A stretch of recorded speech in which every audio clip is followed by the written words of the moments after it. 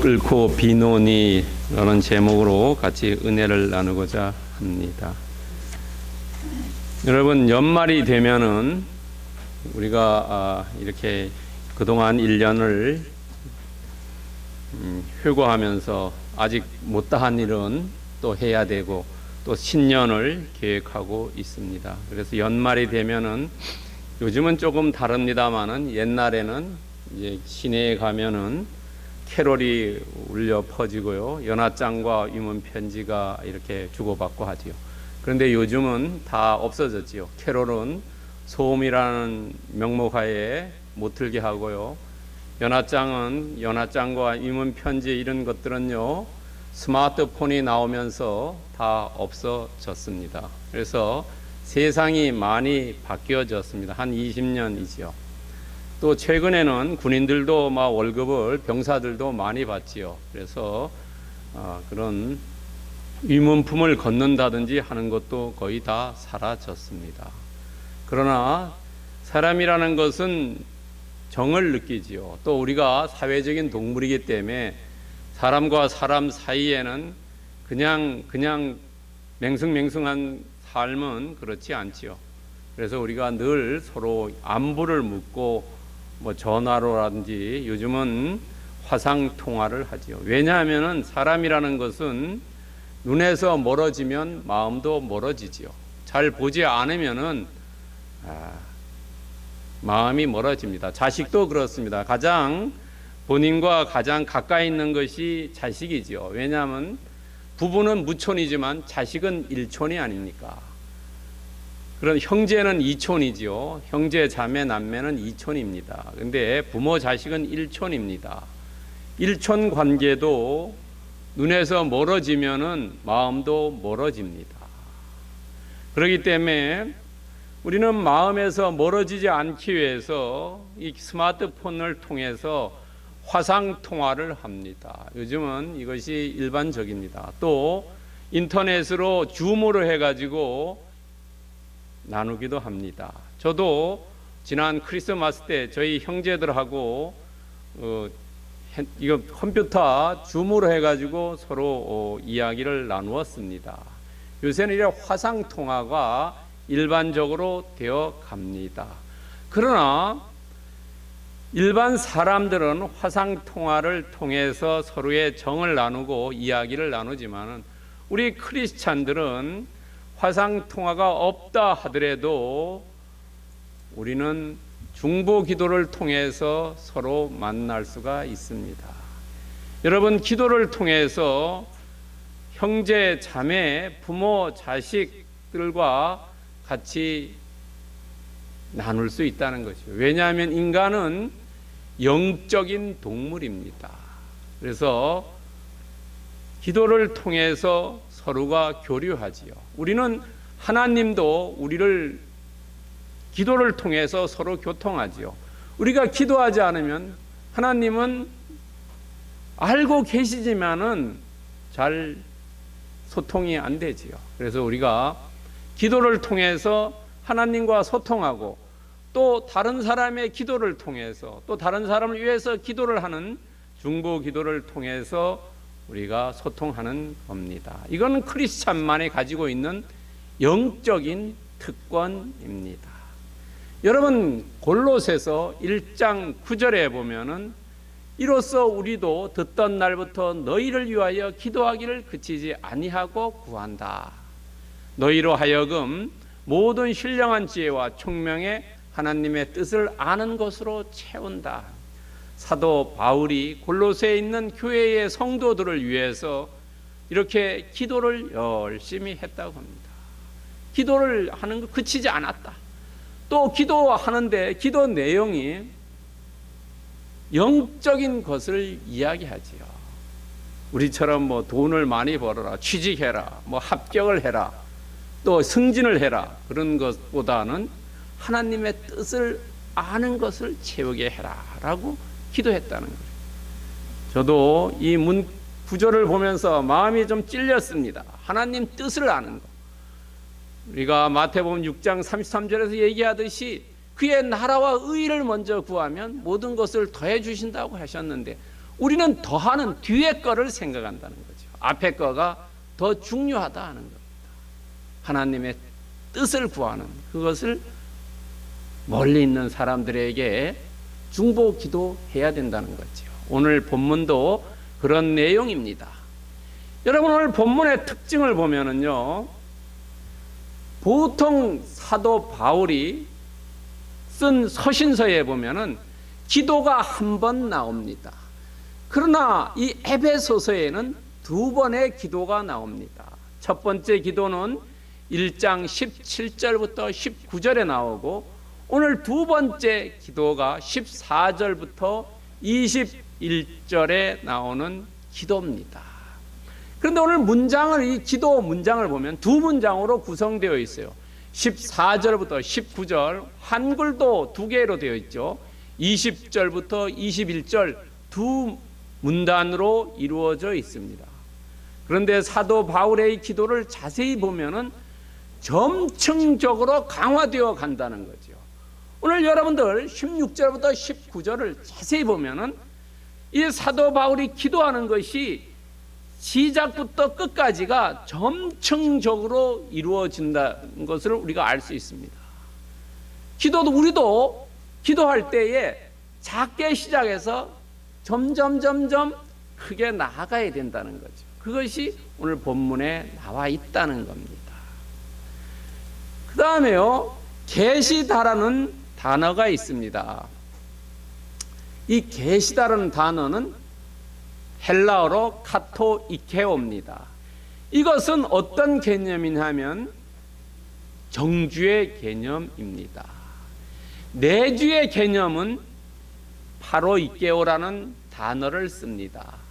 그러니까 우리가 보통 어느 집에 찾아갔을 때 계십니까? 이랬을 때는 그분이 거기에 있느냐를 얘기하는데, 여기에서 계시다는 것은 그 집에 오래 사느냐는 거예요. 우리가 보통 요즘 스테이라는 많이 쓰죠.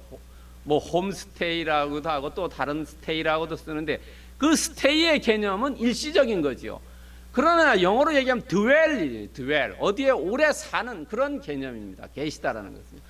그래서 하나님 성령께서 내 안에 오래 계신 그것을 얘기해요. 영원히 계시는 것을 얘기합니다. 일시적으로 왔다가 나가는 것은 파로이케오라는 단어를 씁니다. 헬라어가 다릅니다. 그 다음에 교회와 그리스도 예수 안에서 20절인가 나오는 단어입니다. 그런데 교회와 그리스도를 같이 쓴 것은 사도 바울 서신에는 나오지 않습니다. 오직 여기만 딱 한 번 나옵니다. 그리고 우리가 늘 기도할 때 말하는 아멘이라고 하는 거 있죠. 아멘이라는 것은 다른 사람의 이야기를 듣고 아멘 할 때는 그렇게 되기를 바랍니다 라고 얘기하고요, 본인이 아멘이라고 했을 때는 내가 이야기한 것을 확신한다라는 의미를 가지고 있어요. 자기 진술을 강화시키기 위해서 아멘이라고 이야기하는 겁니다. 그러니까 우리가 뭐 설교라든지 찬양을 듣고 아멘 하는 것과 본인이 아멘 하는 것의 의미가 다르다는 겁니다. 자, 오늘 14절인가요? 무릎을 꿇고 비노니라고 오늘 본문의 제목을 잡습니다. 무릎을 꿇고 빈다 하는 겁니다. 빈다는 것은 기도한다는 의미고, 간구한다는 의미고, 도구한다는 의미입니다.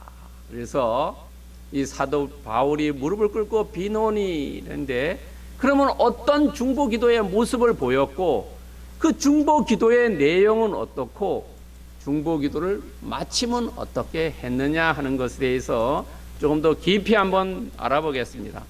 자, 중보 기도의 모습입니다. 중보 기도할 때 정말로 이 사도 바울이 지금 로마 감옥에 갇혀 있어요.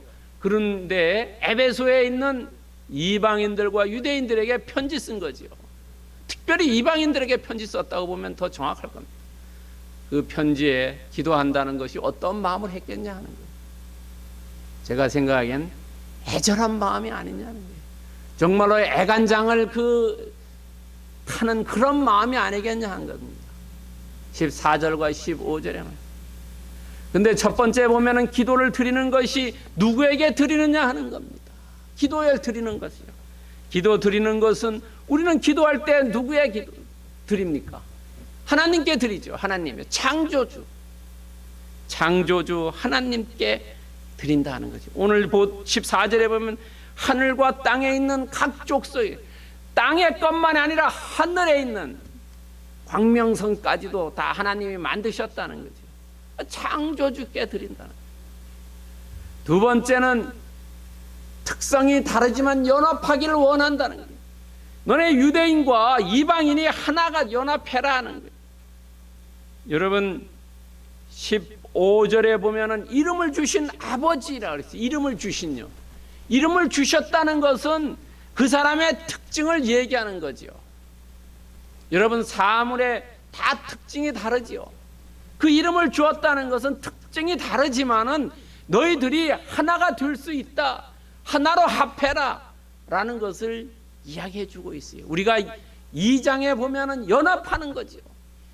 유대인과 이방인이 연합해라는 거죠. 너희들이 다 특징이 다르지만은 그러나 연합할 수 있다는 거죠. 또 내가 원하는 것도 연합하는 거다는 거죠. 우리 교회에 나오는 분들도 다 다르죠. 하시는 일이나 거주하는 곳이나 다 다르다. 나이도 다 다르고요. 그러나 교회라는 그 안에서 다 우리는 하나라는 거죠. 그런데 이렇게 원하고 하는 기도하는 모습이 어떻습니까? 무릎을 꿇고 기도한다는 것. 무릎을 꿇고 기도한다. 무릎을 꿇고 기도한다는 것은 하나님을 경유하는 것이고 나 자신은 겸손함을 나타낸다는 거죠. 여러분 보통 이 유대인들은 예루살렘 성전에 올라가서 서서 기도합니다. 오늘날도 이렇게 사진 통곡의 벽에서 유대인들이 기도하는 건 다 벽 붙잡고 기도하지 않습니까? 서서 기도한다. 여러분 누가복음 18장 보면은 세리와 바리새인이 기도하는 모습 나오죠. 세리는 손을 들고 소리로 기도하지만 바리새인은 그러지만 세리는 어때요? 가슴을 치면서 기도한다 그랬죠. 그 사람들이 다 서서 기도합니다. 서서 기도해요. 서서 가슴을 치고, 세리는 가슴을 치고 통곡하고 그 다음에 후회하고 회개하지만 이 바리새인은 손을 들고 자랑스럽게 기도하죠. 보통 그 당시에 유대인들은 다 서서 기도했던 거예요. 예수님도 이 무릎 꿇고 기도한 예가 있어요. 어디서 했냐면 겟세마네 동산에서 마지막 밤을 지날 때에 그때 무릎 꿇고 기도했어요. 여러분 그 사진 같은 거 아마 보신 줄 믿습니다만은 그 바위에서 이렇게 무릎 꿇고 기도하는 사진이 있지요. 예수님이 유일하게 그 무릎 꿇어서 기도한 것은 겟세마네 동산에서 무릎 꿇고 기도했다는 거예요. 스데반도 마지막에 돌 맞아 죽을 때 무릎 꿇고 기도했다는 거예요. 그럼 무릎 꿇고 기도했다는 것은 자기를 낮추고 하나님을 높였다는 거예요. 그런 애절한 마음으로 기도했다는 겁니다. 여러분 사도행전 9장 40절에 보면 베드로가 사람을 다 내보내고 무릎 꿇고 기도해서 이 다비다를 살렸다는 거예요. 여러분 우리는 중보기도의 내 모습은 어떻냐 하는 거죠. 나는 어떻게 다른 사람을 위해서 기도하느냐 하는 거죠. 우리는 막 앉았거나 어디서나 물론 이 외적인 모습도 중요하지만은 정말로 내 안에 있는 내적인 모습이 애절한 마음 가지고 하느냐 하는 거죠. 건성건성 대충 하느냐 하는 어떤 모습을 나는 보이고 있느냐 하는 거죠. 예수님이라든지 사도 바울이라든지 베드로가 스데반이 무릎 꿇고 기도할 때는 정말로 땀방울이 핏방울로 바뀌어지는 그런 심정으로 애절한 마음으로 간절한 마음으로 기도했지 않겠습니까? 나는 타인을 다른 사람을 위해서 중보할 때 어떤 마음으로 하느냐 하는 거죠. 우리에게 시사합니다. 두 번째는 중보기도의 내용입니다. 오늘 16절과 19절에 보면은 네 가지를 중보기도 하고 있습니다. 뭐 학자들에 따라서는 세 가지도 얘기하는 분도 있습니다. 그러나 제가 보기엔 네 가지가 더 명확한 것 같습니다. 네 가지를 중보해요. 어떤 걸 중보하면 첫 번째, 강건하게 되기를 바란다는 거예요. 강건하게. 너희들이 속사람이 강건하게 되기를 바란다 하는 거죠. 여러분, 우리의 속사람은 어떤 겁니까? 우리의 속사람은 마음이지요. 내 영혼이고요. 고린도후서 4장 16절에 보면 어떤 말씀이 있습니까? 우리 잘 아는 말씀. 사람은 나이가 들면 겉은 어떻게 해야 돼요? 낡아지고 늙어지고 회파이지만은 속사람은 날로 새로워져야 된다는 거죠. 우리가 신앙의 연조가 깊어질수록 나의 속사람이, 나의 마음이, 나의 영혼이 날로 새로워지고 더 하나님께 가까이 가야 된다는 거죠. 그것이 곧 강건하게 되기를 바란다는 거예요. 뭐로? 성령으로 될 수 있다는 거죠. 우리의 속사람이 바뀌어지고 내 마음이 바뀌어지는 것은 어떤 것이 아니라는 거죠. 꼭 성령만이 할 수 있다는 거죠. 여러분, 담배를 끊는다든가 술을 끊는 것은 어떤 것도 끊을 수가 없지요. 여러분, 10년 되면 담배 끊는 사람이 많다고 그러지요. 그러나 그 사람이 다시 돌아가는 것은 마음의 의지와 결단으로 안 된다는 거지요. 온전히 성령께서 역사하시면 우리 속사람이 바뀌어지고 우리 영혼이 바뀌어져서 할 수 있다는 거지요. 우리의 속사람이 강건하게 돼. 지금 사도 바울은 에베소 교회의 이방인들을 위해서 너희들의 속사람이 강건하게 되기를 기도했다는 거죠. 왜? 속사람이 강건하면 너희들이 연합하는 데 문제가 없다는 거죠. 우리가 체면 이런 거 따지지 않는다는 거죠. 내 입장 따지지 않는다는 거죠. 온전히 예수 그리스도를 믿고 나아가기 때문에 가능하다는 거죠. 그것이 강건하게 되는 거라는 거죠. 너희들이 속사람이 강건하게 되기를 바란다. 두 번째는 그렇게 속사람이 성령으로 강건하게 되면은 마음속에 예수 그리스도가 계시게 된다는 거죠.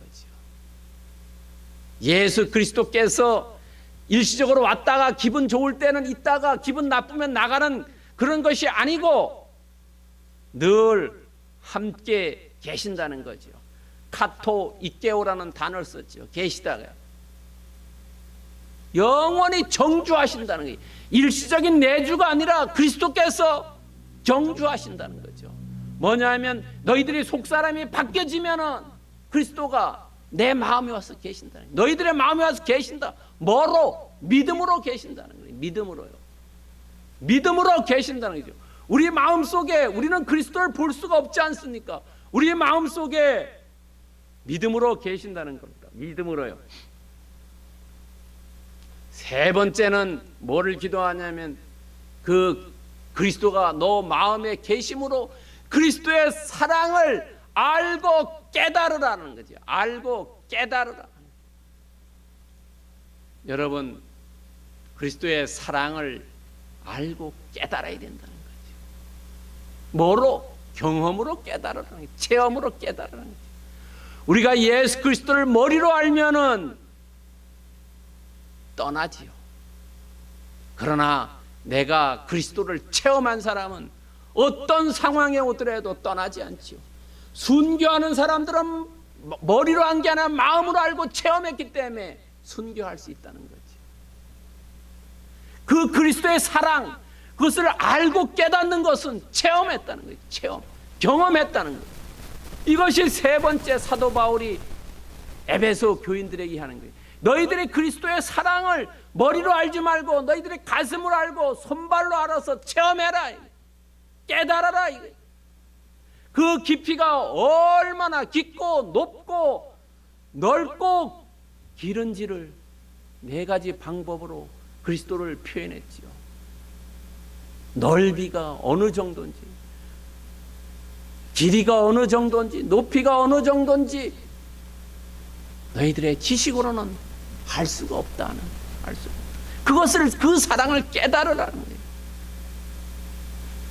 네 번째는 그 사랑을 깨달은 다음에 너희들이 할 일이 있다. 어떤 일? 충만하신 것으로 충만하게 되라.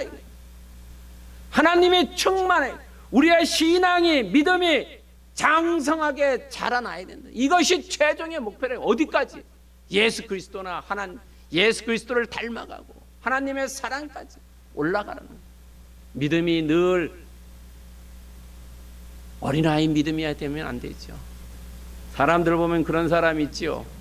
나이는 많이 먹어도 뭡니까? 어린아이 같은 심성을 가진 사람이 있지요. 그래서 애 어른이라고 그러지 않습니까? 나이가 먹으면 그 연조에 맞게 생활을 해야 되는데 그렇지 않다는 거죠.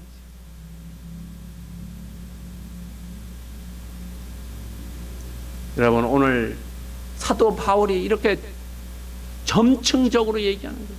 너희들이 속사람이 변해서 그리스도가 내주하고 너희가 그리스도의 사랑을 알아서 그 사랑으로 충만하게 되어 단계적으로 우리도 중보 기도할 때 이렇게 해야 된다. 여기에 다 이것이 영적인 것을 기도하죠. 영적인 것을. 돈 많이 벌어라, 취직해라, 1등 해라, 합격해라, 높아져라, 승진해라, 이런 거에 대해서 기도하지 않았다. 영적인 것에 기도하면 영적인 것을 이루면은 그 다음에가 따라온다는 거예요.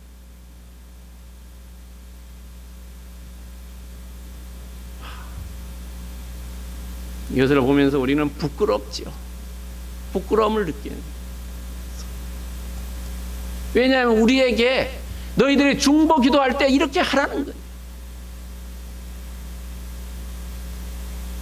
예수님도 겟세마네 동산에서 요한복음 17장 15절에 보면 이렇게 기도합니다.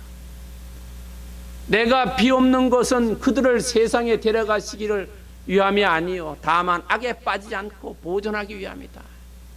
예수님도 마지막 겟세마네 동산에서 무릎 꿇고 기도하면서 우리들한테 너희들이 악에 빠지지 않게, 악에 빠지지 말라는,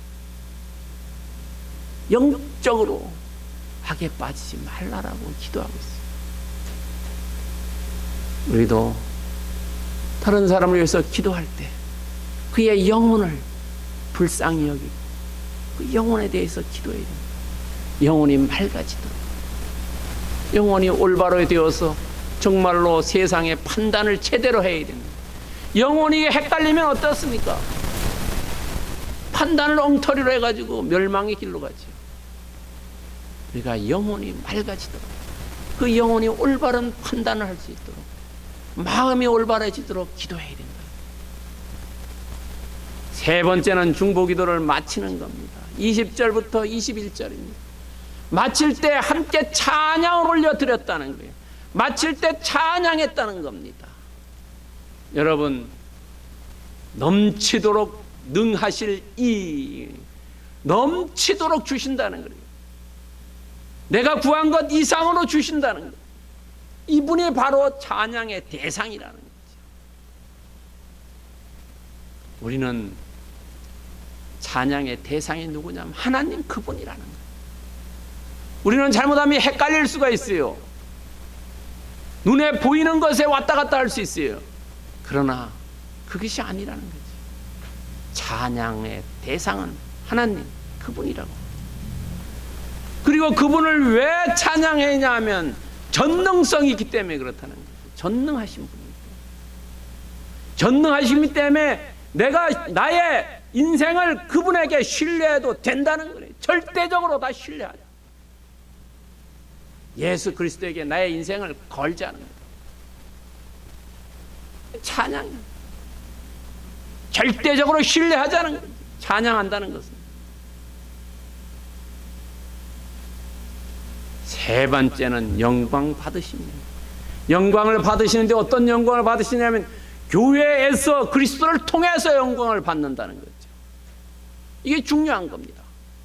여러분, 하나님은 영광을 받으시고 영광 받으실 존재지요. 온전히 한 분밖에 안 계세요. 영광 받으실 분은. 그런데 그분이 교회에서 그리스도를 통해서 영광을 받는다는 겁니다.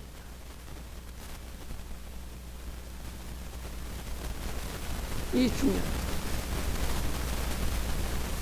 교회와 그리스도를 통해서, 교회에서 그리스도를 통해서 영광을 하나님이 받으시는 거예요. 이것을 우리가 올려드린다는 것. 여러분, 사도행전 2장 47절에요. 초대교회의 사람들이죠. 2장하고 4장의 초대교회의 모습이 나와요. 초대교회의 모습에 사람들이 어떻게 합니까? 날마다 마음을 같이하고 떡을 떼고 성전에 모이기를 힘쓰고 기쁨과 순전함으로 음식을 나누어 먹고, 그리고 하는 게 뭡니까? 그 다음에 하나님을 찬미했다. 하나님을 찬미했다. 날마다 마음을 같이하여 성전에 모이기를 힘쓰고 집에서 떡을 떼며 기쁨과 순전한 마음으로 음식을 먹고 하나님을 찬미했다. 마지막에는 찬미라는 찬미. 그렇게 하니까 어땠어요? 백성들의 칭송받게 되고 사람들을 더해 주셨다. 찬미. 중보기도의 마지막은 찬양, 찬미, 찬송, 이런 거 하는 거예요. 이것으로 마친다. 하나님께 영광 돌린다고 마친다. 자, 그렇다면 오늘 본문의 메시지를 통해서 무엇을 얘기하고 있느냐? 우리에게 도전을 줍니다. 나는 지금 어떤 중보를 누구를 위해 하고 있는가? 나는 지금 어떤 중보 기도를 누구를 위해서 하고 있느냐? 요한 3서 1장 2절에 보면은 사도 요한이 가이오에게 기도합니다.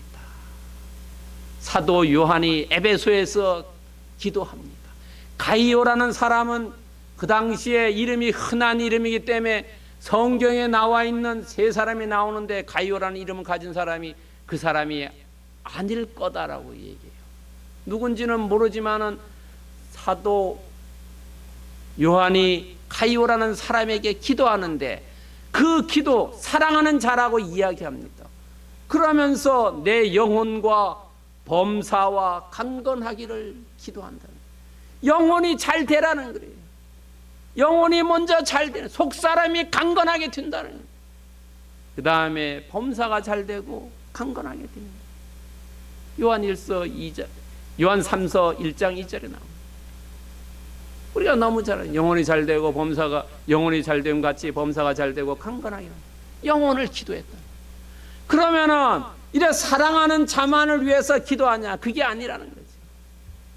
마태복음 5장 44절에 보면 너희에게 이르노니, 예수님께서 말씀하시요, 원수도 기도해라. 너를 원수를 사랑하며 박해하는 자를 위해 기도해라. 직장에서 못 살게 구는 사람 기도해라. 학교에서 이짐에 구하는 사람 기도해라. 기도해라. 집에서도 교회 잘 나가지 못하게 하는 사람 위해 기도해라. 사도 요한처럼 사랑을 위해서도 기도하고, 예수님이 말씀하신 것처럼 원수도 기도해 주라. 이것이 중보 기도를 누구를 위해 하고 있느냐? 그럼 어떻게 우리가 중보 기도해야 하느냐? 우리의 삶에 어떻게 적용해야 하느냐? 첫 번째는 애절한 마음이라는 거예요. 건성건성 대충대충 하는 게 아니라 정말로 애간장을 끊는 간절한 마음으로, 애절한 마음으로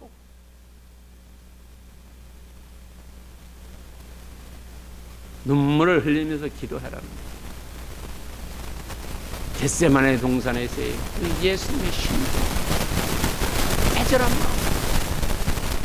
오늘 사도 바울도 무릎을 꿇고 정말로 애절하게 기도하지 않습니다. 두 번째는 우리도 영적 성장을 위해서 기도하라는 거예요. 영적인 성장.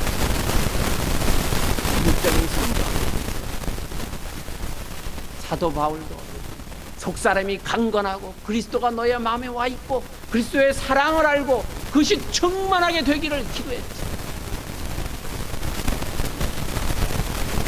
영적인 성장을 먼저 하면 더해준다. 세 번째는 찬양과 영광을 돌리자.